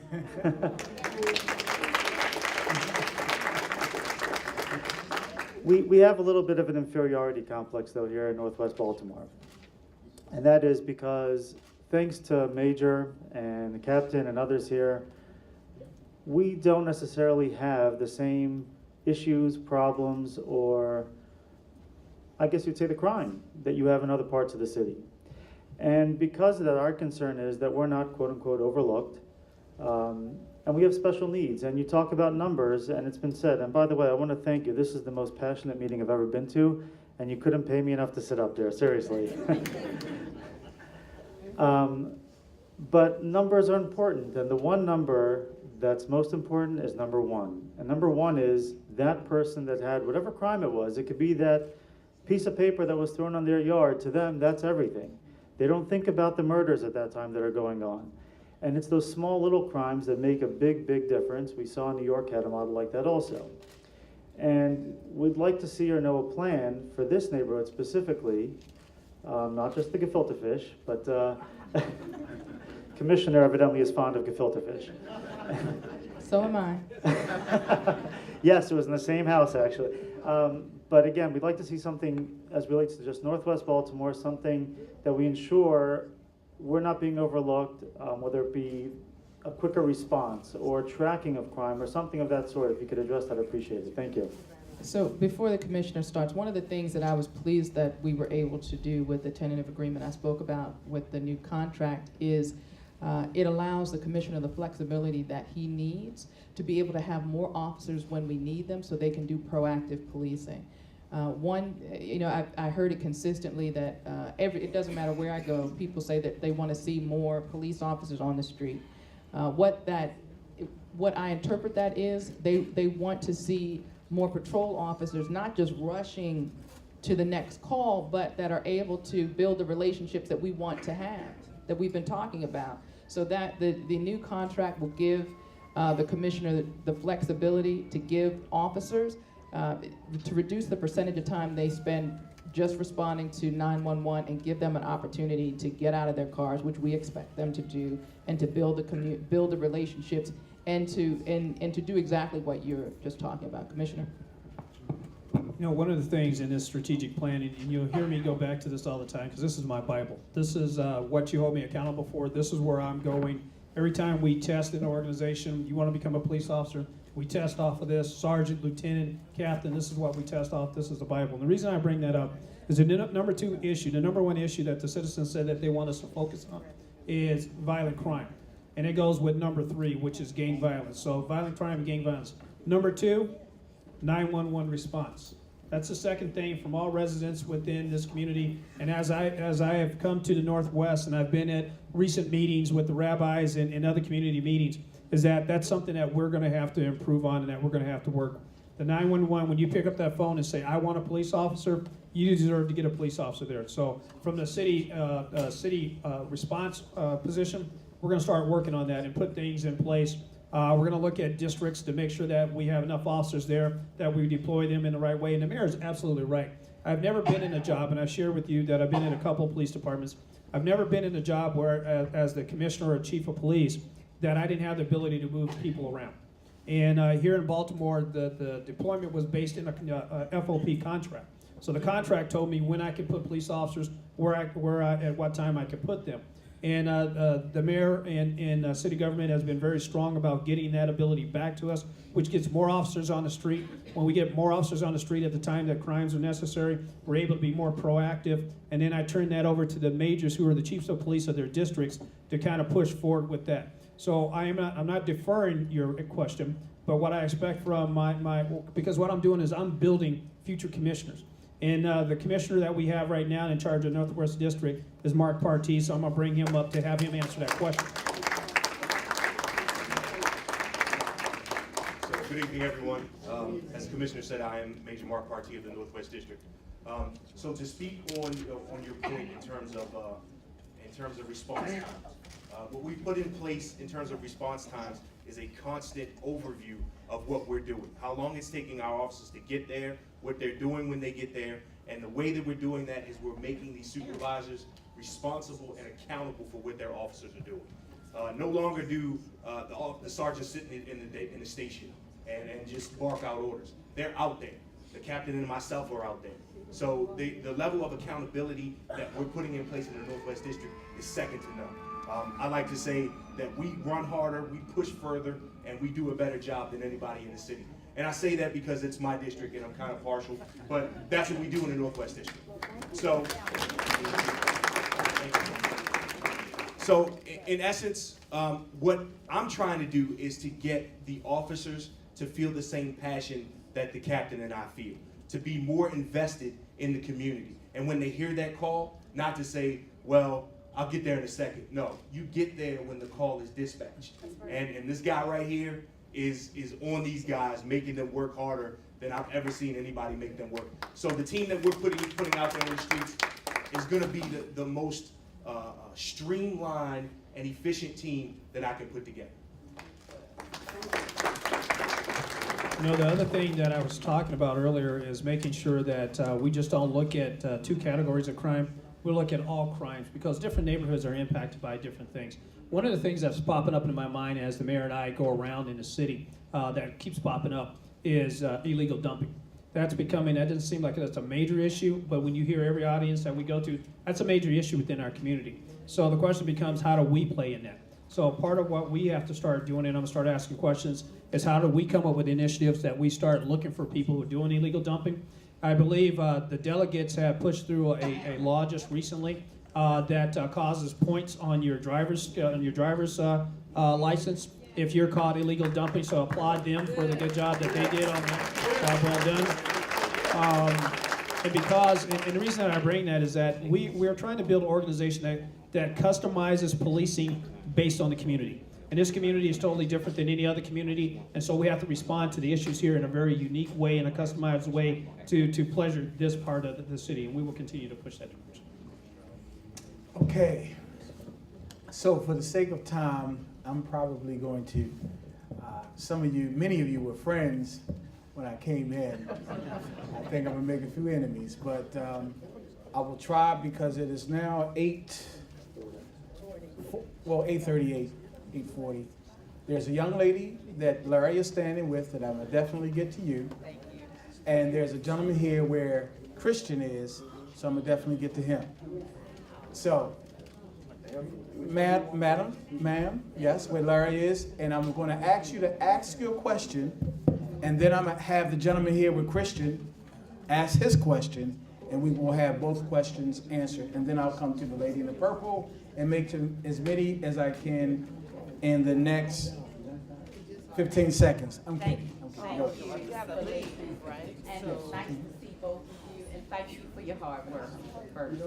My question is, I live in the East Arlington Okay, area. excuse me 1 second, I'm sorry. Okay, let me just remind everyone again, I know we're probably getting restless. Some folks are unaccustomed to sitting still and being quiet. Thank you, Madam Mayor. But I want to make sure, I'm sorry, I just want to make sure that you are heard and that we can streamline to next questions. So I'm going to ask that everyone please remain quiet and respectful. Thank you. This question is really for... Your name again? Tanya Patterson. Thank you, Ms. Patterson. My question is pretty much for the commissioner, I guess. In reference to, I live in the East Arlington area, and lately we've been having a lot of problems with the dirt bikes. Lots. I have called myself, and officers have not responded when the dirt bikes are there. They are taking over the, I think it's the Cold Spring station. They're taking over. They ride all over our grass. They ride up and down my alley. And this is Council Middleton's area as well, because I have called the office. It's awful, and it's been like the last 2 months, every Sunday after 8 p.m. and only maybe one officer, and I know you can't chase, I don't know what else you can do, maybe you can set up barriers to keep them You from. said 8 p.m. or 8 a.m.? It's 8 p.m. It's Okay. come every Sunday evening lately for like the last 2 months, and they are awful. And I mean, they are riding all around our car. And you can't do anything. The last Sunday that they came, which was yesterday, or is today Monday? Yes. Then they were like 75, 80, and then they have this entourage of cars and trucks that follow them. They stop up Wabash, they stop up Dorothy. You can't get through, and you can't say anything. So I'm just wondering, please, they stopped pulling on Ricetown. What are they gonna do?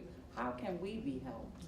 You know, when I first came and the mayor introduced me and we walked around the community and the neighborhood, the neighbors came out, and that's one of the things that they talked about exclusively was the motorcycles and the dirt bike riders. Last year, we tried something new and different, and what we try to do is not to chase them, but to identify where they're storing these motorcycles. And we did a multitude of raids last year, taking those things into custody, taking the motorcycles away from them, and trying to get them just basically destroyed. Now, what I was told, and you have to tell me, last year was a little better than the prior years. And if it wasn't, then we'll retool. I just got this at the last meeting where I had the same complaint. So we're putting together another covert initiative because we're not able to chase them.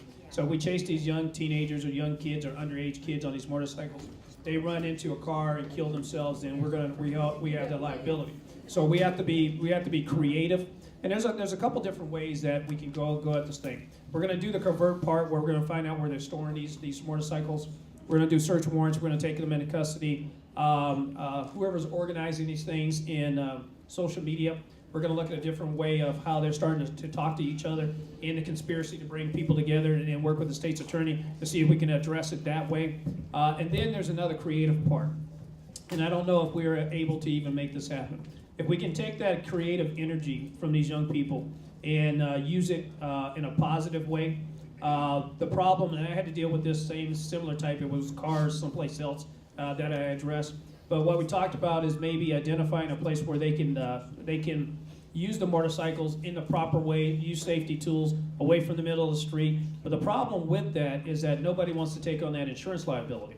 And so that's what you run into. I think we can find locations, but to put these kids out there on the dirt and teach them how to do dirt bike riding and do it properly, you have to have somebody insure if the kids get hurt out there. And nobody's willing to step up to do that. So I haven't finished with that piece. We're going to go at it on the covert place. We're going to deal with it, even addressing the social media and people organizing it. We may even start looking at addressing the parents that allow this to take place, to put some pressure there. And then we may try to move on the proactive piece and see if we can address it. So we're going to hit it on a lot of different levels.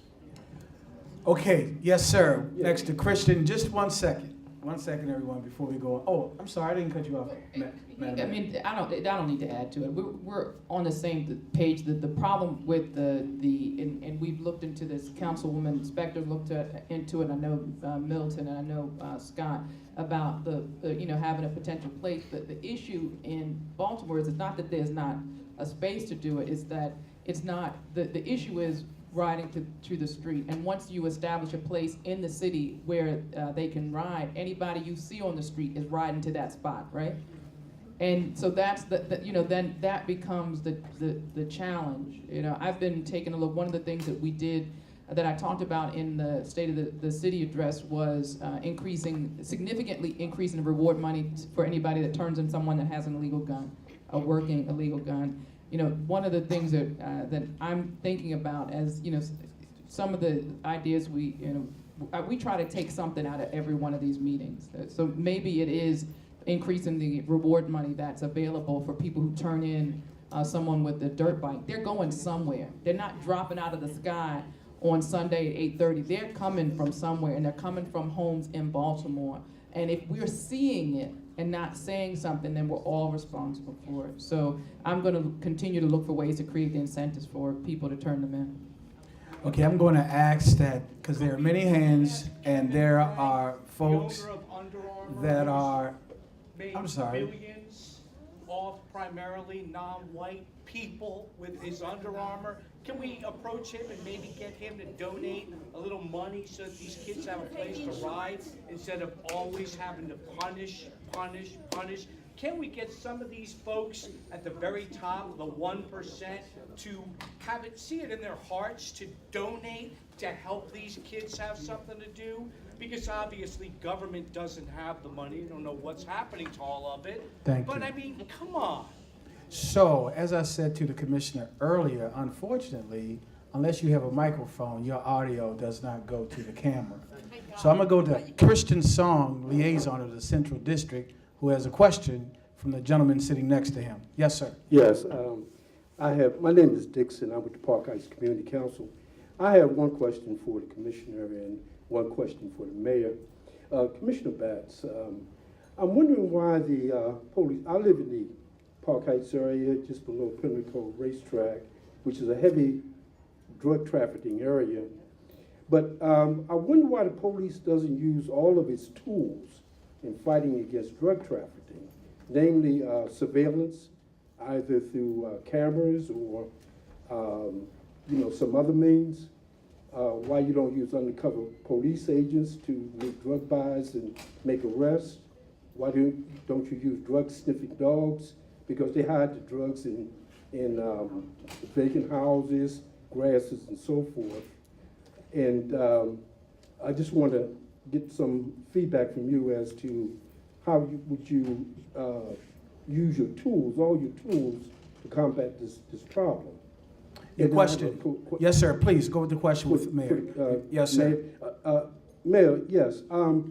The street repair program, which has been going on, I guess, for 20 years, the streets are still not repaired. But what really concerns me is that I've seen streets that we thought were repaired. They came in, they resurfaced the streets, and then 6 months later, 18 months later, they dig the same street back up again. Why is that happening like that? I don't quite understand why they keep redigging the same streets up all over again. Thank you, Mr. Dixon. We have an answer from the commissioner, then to the mayor. Yes, ma'am. Yes, sir. Yes. I've been to south of Pimlico multiple times, and many times. When I'm out on the street, I like to touch, feel, and see exactly what people are complaining about. I've been over in the Jamaican area that is just west of Pimlico, and it has issues over there. I've had these young men come out there when I'm out there to show them what I'm looking at and see what their plans are, how they're responding to it. So we are doing exactly that. What we have not brought to that area yet is the covert buys, because we're dealing with some more highly volatile situations where we had people dying in large numbers. You can see that in the East Oliver community, where we made significant impacts. In the Westerns, we've made significant impacts. So we've done that. We will be coming to your area to make those impacts and to address those things long term. But that's dealing with a problem of addiction with using law enforcement to address that. Now we're gonna do our part to get that on balance. But I think long term, what we have to do is address the addiction that we have out there on the streets. One of the programs that Judge O'Malley works with, which I would love to see expanded, is drug court. Now, drug court is once that we arrest the people, instead of sending them to jail, they're in there for a short amount of time, then they come out and they're back on the streets again. Then we start that cycle again. We go out there, we arrest them, put them back in jail, then they're back on the streets. Drug court has a reliability of somewhere close to about 90 to 95%. People who stay with that program and graduate usually don't recidivate. They don't get in trouble again. Recidivist. Yes, exactly. And so what I like to do is do more of those long-range positive programs that way. What are you laughing at, Captain? I know it's how to say recidivist. And to address the problem that way. So I want to be a little smarter about what we do, not just arrest, not just take them off the street, but make sure they don't come back after we've done that. And so we'd like to move in that direction. Short term, Major, would you address exactly what you guys have been doing out there in an initiative about taking back our public spaces? Okay, so if you look at the strategic plan, one of the tenets of the strategic plan is taking back public spaces. So the captain and I talked, and along the lines with what the commissioner's doing in terms of the 3 C's, we have 3 E's. So the one is to engage the community, right? The second one is to educate. Educate the individuals that are in that area about what we're gonna tolerate and what we're not gonna tolerate. And then the last one is to look at our effectiveness, to make sure that what we're doing is working. So the number of things that we're doing, we're cleaning up in that area. The area right behind that 5100 block of Park Heights, where that parking lot is, they used to call it the pan yard, where you had individuals who were back there drinking and things of that nature. We've cleaned that up. We're not doing that anymore. So the area right next to that where it's overgrown, we've called into the city services to come and clean that up, repair that fence.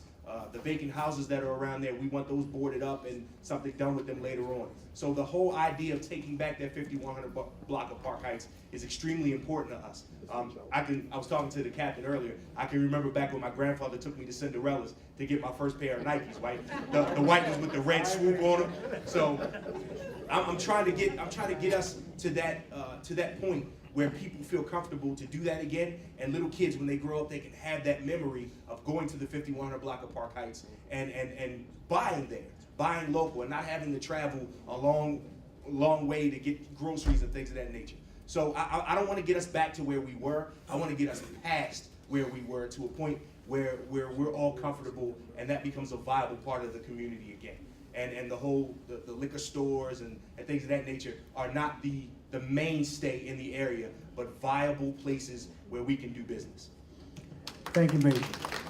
So I just want to briefly talk, thank Yes, you, ma'am. Major, and to Mr. Dixon's point, one of the things that, I'll deal with the street cut area.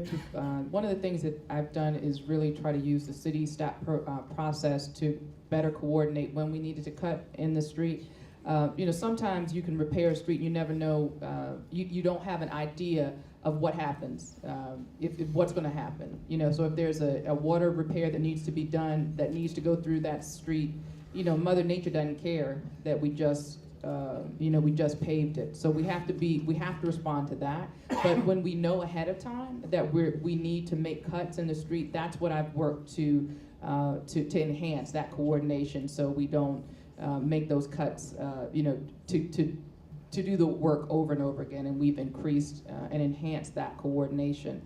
Additionally, with respect to street repaving, one of the things I'm really proud about is in the process of trying to cut down on the number of outside contractors that we have and give more opportunities for Baltimore City residents. We brought a lot of the street repaving in-house. And we have these big machines that Baltimore City workers use to very effectively and efficiently pave our streets, and we've been able to pave more lane miles than in recent years because of that, and I'm really proud of that. And one thing I want to add to Ms. Scott's question about cleaning is another way that I'm certainly working to enhance the cleanliness of this neighborhood and the entire city is the introduction of citywide street sweeping in our neighborhoods. And my hope is, and it didn't get the way it is overnight, it's not gonna be fixed overnight, but I think over time, having that consistent neighborhood street sweeping, it will help and support all of these other strategies that we're having about trying to change behaviors will be enhanced with that citywide street sweeping, and my hope is that we will see progress. Thank you, Madam Mayor. There's a young lady here with the mic. I'm gonna ask Christian if he would, the lady in front of you, Christian, is holding up her cane, will be after the lady in the purple. Julius is going to have a conniption if I don't go, but there's a gentleman in front of you, Julius, for the sake of time. Yes, ma'am. You, and then we will go to Christian, and then we'll come back to the side of the room. Yes, sir. Yes, ma'am. Yes, good evening, everyone. I just like to introduce myself as Pamela Curtis Massey, founder and owner of Pushing the Vision Outreach and also host of Pushing the Vision Talk Radio, which is on Wednesdays from 2 to 3. I just would like to say that I have been living in the Northwest area community since the age of 15, since I was pretty much awarded to the state of Maryland, and I was in foster care. So greatness can come from foster care. And I do my best in connecting with the community by myself. So there's no excuse. And I consider myself as one of the youngest community activists out here. Partnerships with Baltimore City Rec and Parks, setting up programs that not only engage and pretty much educate, and the young boys, the young girls, but the community as a whole and families. And I had the pleasure of being selected by the mayor to have dinner with her for just to recognize the things that I have been doing in the community. And often we push blame on the mayor, we push blame on the commissioner. But as for me, these have been the role models that have pushed me to be now 30 years old, a wife, a mother of 2 boys, and very active in my son's education without any excuses. But my question is, I just want to say two places that people run for help when they stressed out or hurting or someone's after them are law enforcement and the church. Where are our pastors? And then how can we bridge that gap from the police department and also the church where people run to when they need help? Where are our pastors? We may have 1 or 2. Where are our known pastors that people run to for help when they're crying, when it's laid out in the spirit in church? Where are our pastors? We have to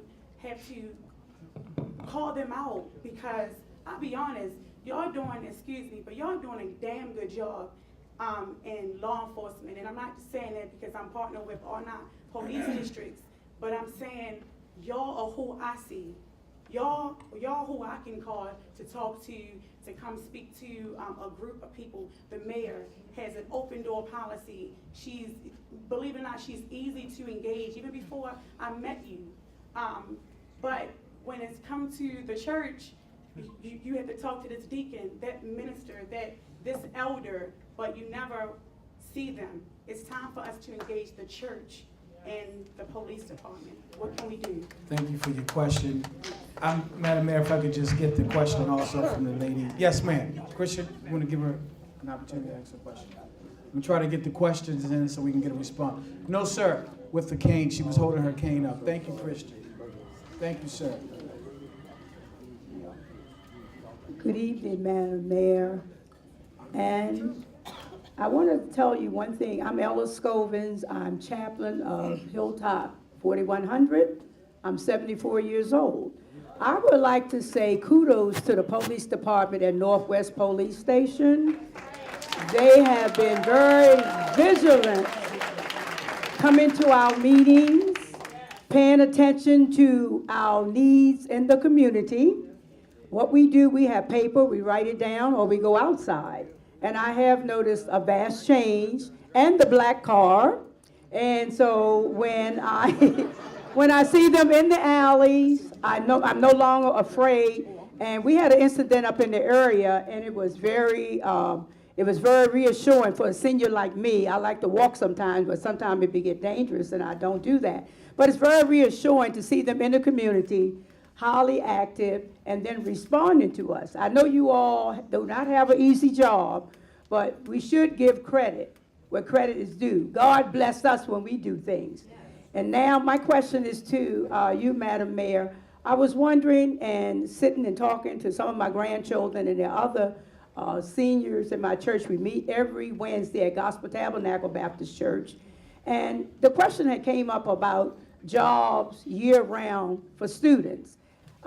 When I was in school, which I came out a long time ago, 57, and when I was in school, we had guidance counselors, we got jobs, there were provision, and this was like an active part along with the school. So have the city thought about coming around and maybe partnership with the school and see what they can do about jobs, maybe starting in September, and I know the job for the kids closed down in March, and then maybe go all through. Maybe it needs to be a priority. Maybe you need to rethink how you need to do this, and if you need volunteers, there's plenty of us seniors that are willing to do that. Thank you very much, Ms. Scovins. Can I answer the question? All right, to the youth employment, that is a priority of mine. Even when the federal money dried up for our Youth Works programs, I made sure that we found resources so that we could keep the same number of kids employed, and we worked very hard to provide the city funds, but also knowing that the city can't do it alone, worked extremely hard to create partnerships with private entities to provide young people other opportunities. So there was a diversity in what we were able to provide for our young people. So we have an initiative, not just Youth Works, but as a part of it is Hire One Youth, where we encourage local businesses to hire just one person, just one young person. And out of that initiative, we have been able to place our young people in year-round employment opportunities. We have been able to allow young people to, to provide, to save money for school, to pay for their clothes, to pay for their books while they're in school because of these opportunities. So yes, they do exist. If you know of someone that is willing to hire a young person year-round, please go to the Mayor's Office of Employment Development. Karen Sidnick runs it. She runs our, she oversees the Hire One Youth Initiative. Please connect that person with us. We have a program that prepares young people for the work opportunity, that teaches them the soft skills that they need to be able to keep a job. We have young people that want those opportunities. What we need is more businesses that are willing to hire. So anybody in here, Ms. Scovens, or anybody else in here that knows of a business that is willing to hire a young person, please, please, please connect them with the Mayor's Office of Employment Development. And thank you, Ms. Curtis Massey, for being here, for bringing your family, for being an active member in the community, and for being an Inspired to Inspire Women's History Month winner. I had a lovely time with you and the other women who really recharge my batteries when I see how hard you're working. I will say that I too believe that in order for us to be safer, it does take that partnership with the community. It does take the members of the faith community, and that I believe just like there's room for for me to improve, the administration to improve. There is certainly room for improvement in the faith community. That being said, I do want to say that out of all of the districts in the city, there's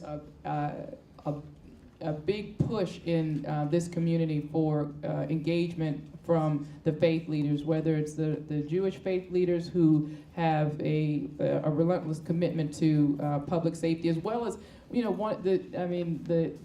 major and the captain can attest that the reason why you can use the front door for Northwest is because Bishop Thomas and New Psalmist raised money so they could open the front door. So I agree that in order for us to be safer, we have to create those links. I also know that, and yes, we have room for improvement, but I also want to give credit where credit is due. I think we have a strong foundation in this district, and we have a foundation to grow on to strengthen those relationships. Yes, sir. Now, let me just remind everyone, we are well over time. And Councilwoman Spector will attest to that. And the JCC has allowed us to have this room for a designated amount of time. And I want to respect certainly respect their agreement to host it tonight. So I just want to make it real quick. Julius, since you had your hand up and you done moved 5 times, I'm going to let the gentleman ask this question, and hopefully, Julius, you can ask the question. I'll hand it back over to the mayor. Yes, sir. Hello, my name is Shimon Matiar.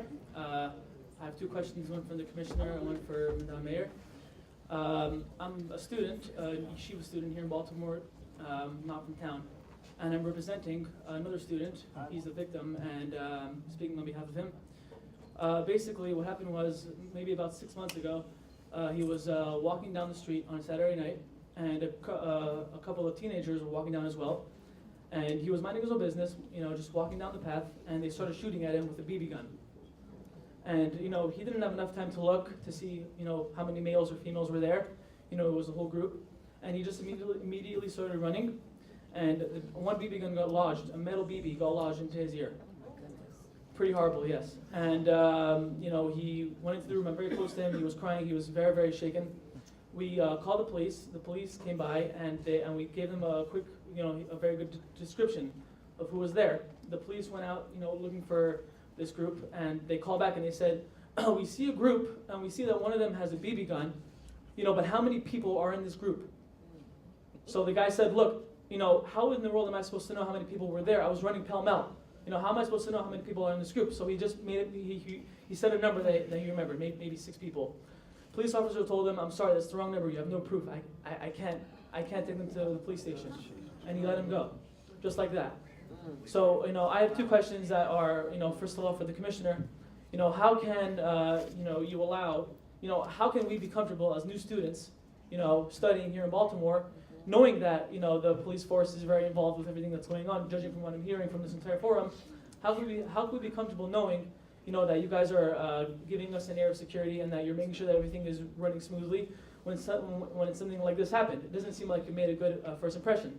And second of all, for the mayor, we request as a group, and I'm sure many other groups would appreciate, if you can host seminars, about safety, to many colleges, to many private new establishments that have opened to speak about safety and how important it is for students that are unaware of what's going on.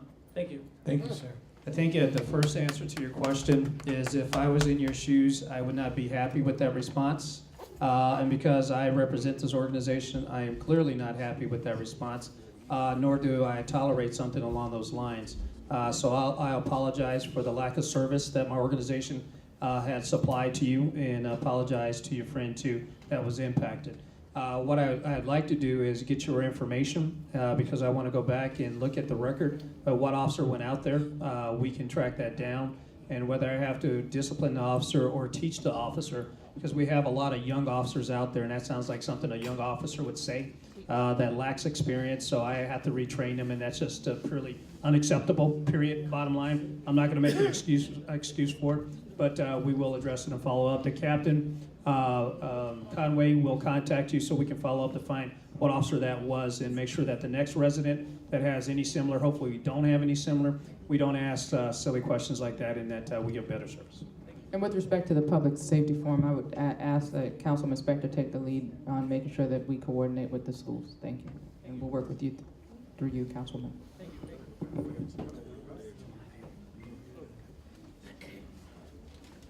Yes, sir, please. Oh, thank Julius. you. Thank you. I said, go ahead. My name is Julius Colon. I'm the president and CEO of Park Heights Renaissance. I have 2-part questions for the commissioner and one for the mayor. Commissioner, we have, I'd like to, first I want to compliment the Northwest,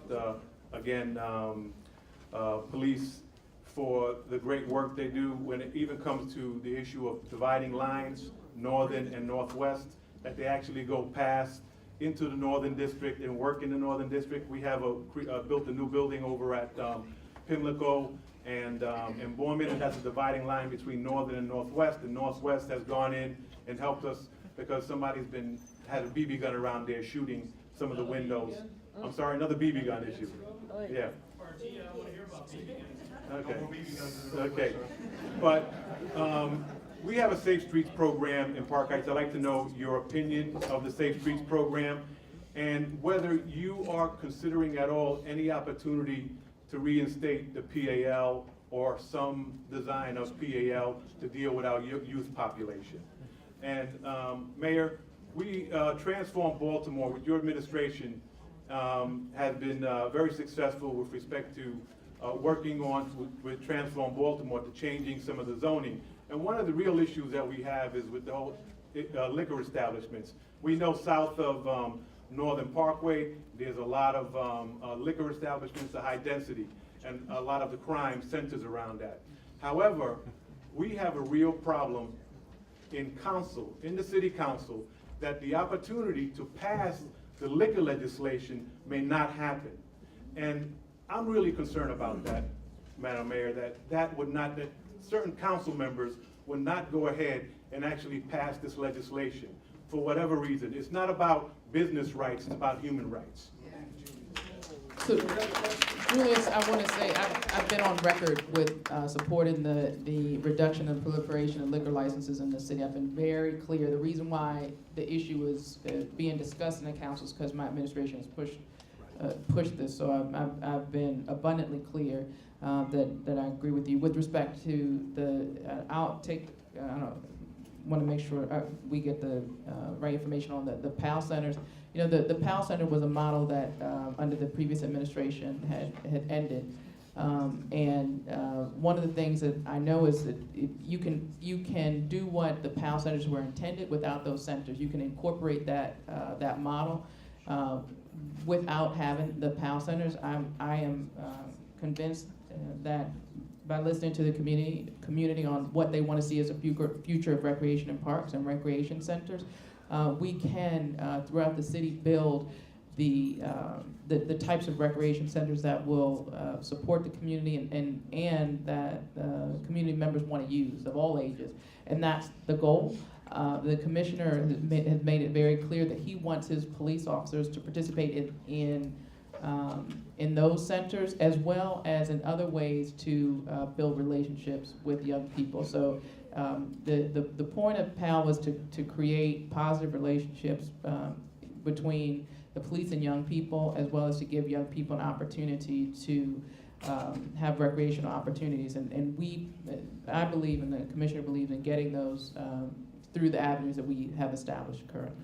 Real quick, Madam Mayor, we have a young person who had a hand up. You cut me off. I didn't get a chance to answer his question. Gus? No, sir. You're going to ask a question, Okay. Commissioner. I just want to make sure that we acknowledge her. No, not yet, young lady. I just wanted to point you out. Yes, sir.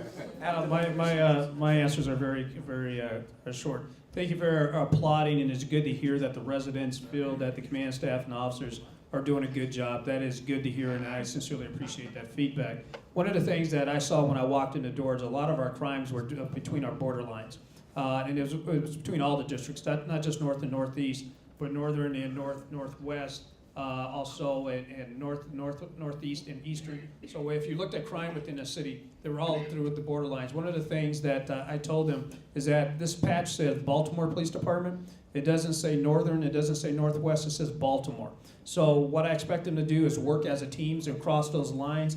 And so as you give me that feedback, I sincerely appreciate that they're doing it and going in the right direction. That's happening throughout the city, so we're starting to hear that more and more. I think safe streets, the way that we do it here in Baltimore, it takes away, if the safe streets are people who used to be in the life who are now working to help to turn the issues around. I think that's a counterintuitive program that works very well, because if you have people who do the right things and step out and say, that's not the right thing to do, I think young people hear that shift and change, and it has proven by empirical data, if you do it correctly, it does in fact work.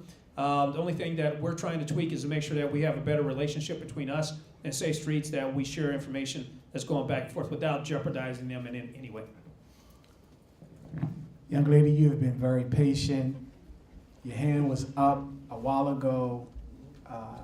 Here's your opportunity to pose your question. Please introduce yourself and present your question.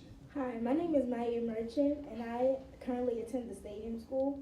I'm about to graduate and go to Dunbar, and I was wondering what is in place for public school safety?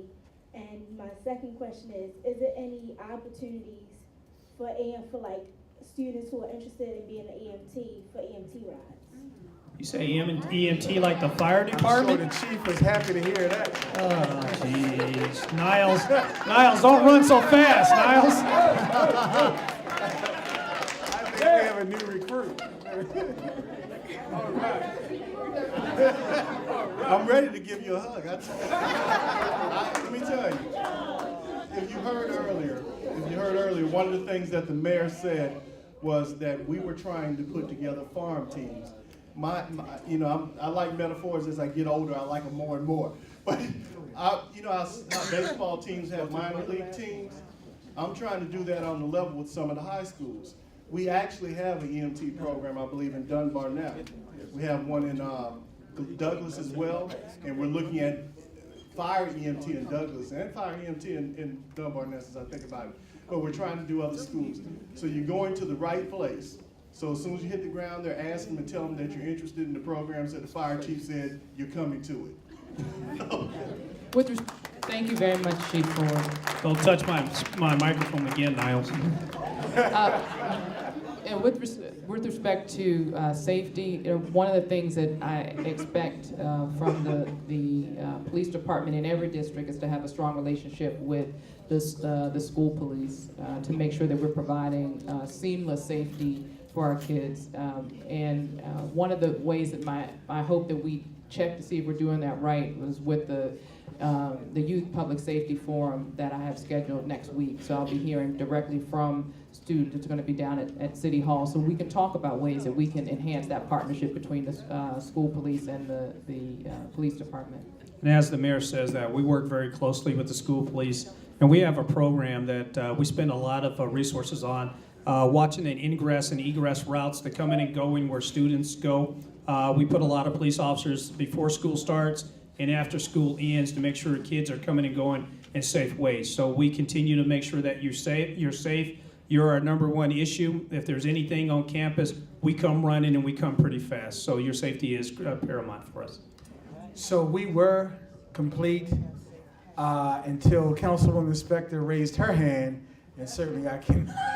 Yes, ma'am. What I want to say is that I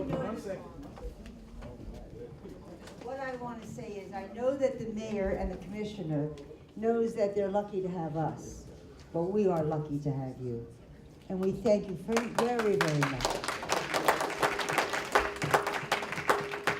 I've just been asked to work again.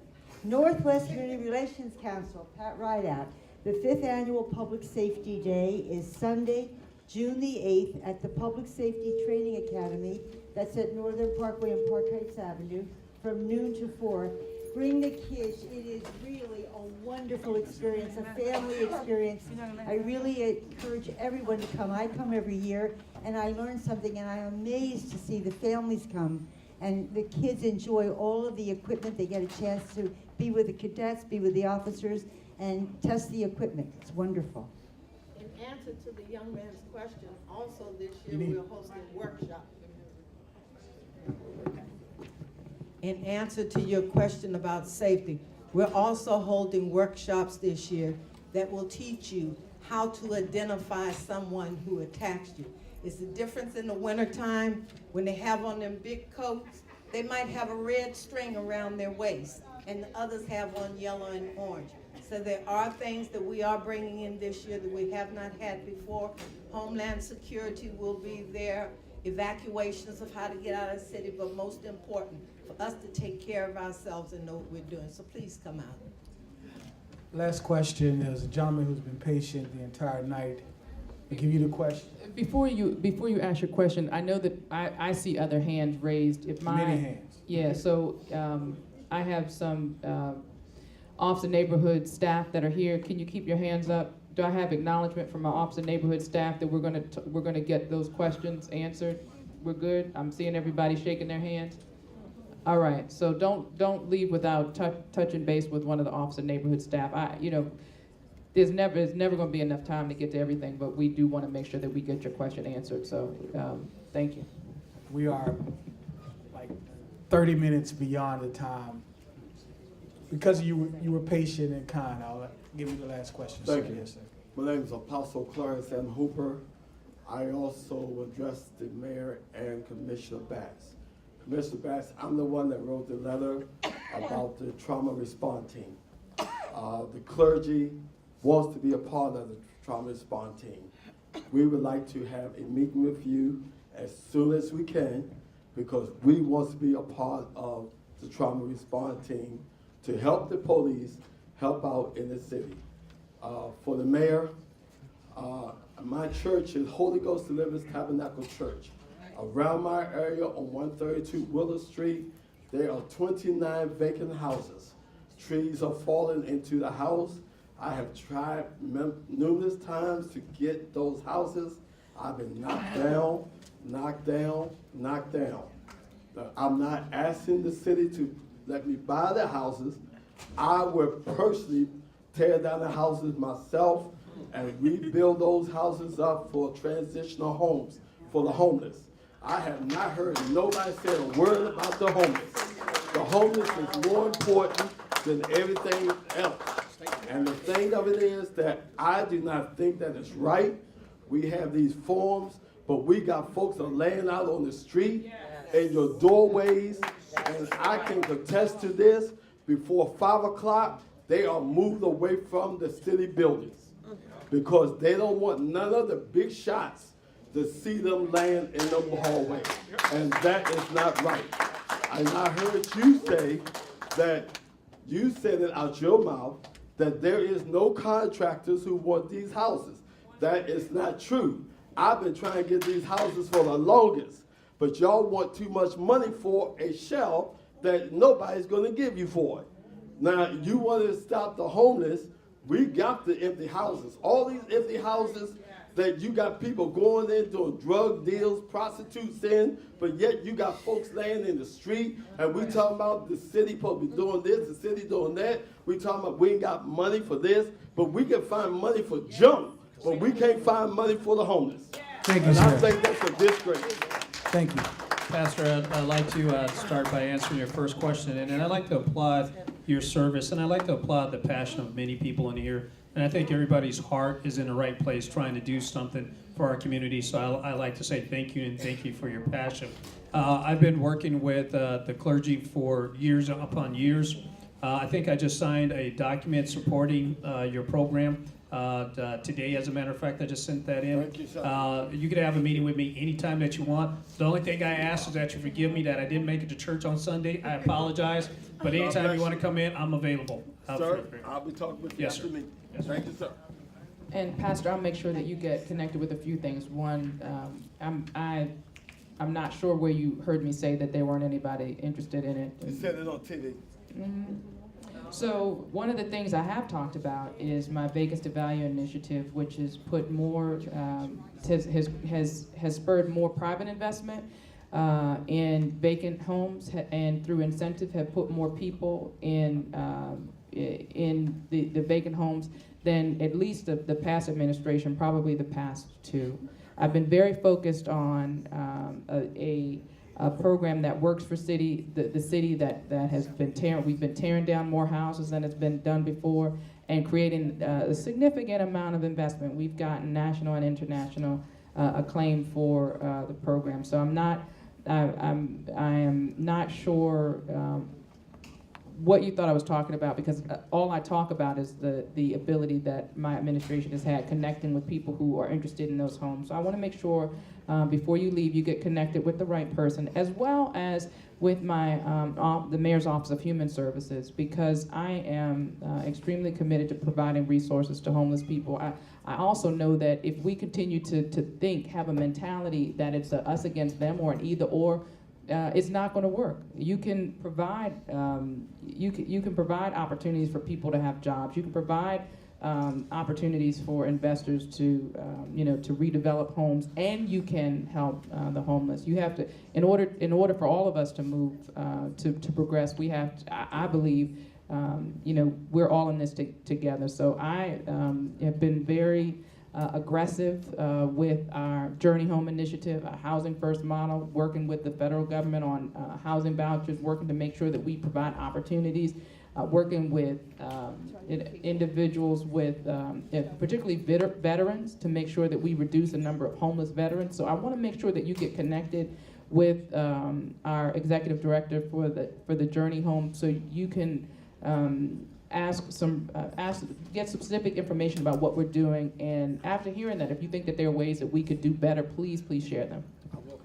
Thank you, And the ma'am. mayor had asked me last week to meet with Commissioner Graziano on vacants to values. And so just today, we were having that same conversation that you just brought up today earlier at the direction of the mayor. So I think we're looking at that citywide. Part of what we're trying to address is come up with a good cataloging in the locations that are most problematic for us, and that we're working together to address those very quickly. Madam Mayor, you have the last word. I just want to reiterate, I know everybody's question wasn't answered. I want to thank everyone for your patience. I want to thank the JCC for their indulgence of time. I know that we were supposed to be out of here an hour ago. So I want to thank them for that. And again, just to recommit and make sure that the Office of Neighborhoods employees, if you have a question, please don't leave before you get connected with one of my Mayor's Office of Neighborhoods employees, so we can get your question answered. Again, thank you for being here. You know, this is an ongoing conversation. I appreciate your commitment to your community and your willingness to work with us for a safer Baltimore. Thank